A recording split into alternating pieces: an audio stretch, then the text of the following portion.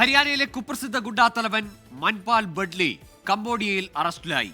കേന്ദ്ര സുരക്ഷാ ഏജൻസികളുടെയും ഹരിയാന പോലീസിന്റെയും സംയുക്ത ഓപ്പറേഷനാണ് ബഡ്ലിയെ കുടുക്കിയത്. കഴിഞ്ഞ 7 വർഷമായി പോലീസിന്റെ കണ്ണുവെട്ടിച്ച് കംബോഡിയയിൽ കഴിയുകയായിരുന്നു ബഡ്ലി.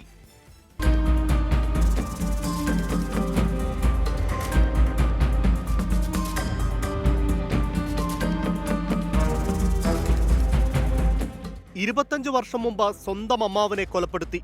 പിന്നീട് കൊലപാതകങ്ങളും കവർച്ചയുമടക്കം നിരവധി കുറ്റകൃത്യങ്ങൾ.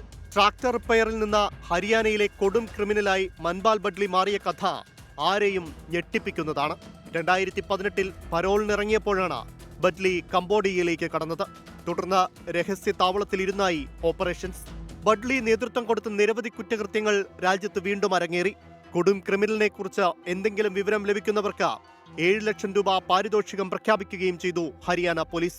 7 വർഷത്തെ അന്വേഷണത്തിനൊടുവിൽ ബഡ്ലി പിടിയിലായി. നടപടിക്രമങ്ങൾ പൂർത്തിയാക്കി എത്രയും വേഗം ഇയാളെ രാജ്യത്തെത്തിക്കാനുള്ള ശ്രമത്തിലാണ് ഹരിയാന പോലീസ്. News desk 24.